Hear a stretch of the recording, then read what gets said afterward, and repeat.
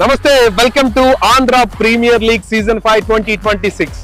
So రేపు 24 నుంచి 30 వరకు ఆంధ్ర ప్రీమియర్ లీగ్ మన మంగళగిరి క్రికెట్ స్టేడియంలో జరగబోతోంది. ఇంటర్నేషనల్ క్రికెట్ స్టేడియంలో రేపు ఈ స్టేడియానికి mega power star Peddi Ram Charan రాబోతున్నాడు. సో 24 నుంచి 30 వరకు జరిగేటువంటి ఈ మ్యాచ్లు రోజుకి 2 మ్యాచ్లు జరుగుతాయి. మొత్తం అనుకున్నటువంటి ఆ 7 జట్లు రేపు తలపడబోతున్నాయి. 29వ తారీఖున సెమీఫైనల్స్, 30న ఫైనల్స్ జరగబోతున్నాయి. దీనికి సంబంధించి రేపు దాదాపు 15,000 మంది హాజరయ్యే అవకాశం ఉంది.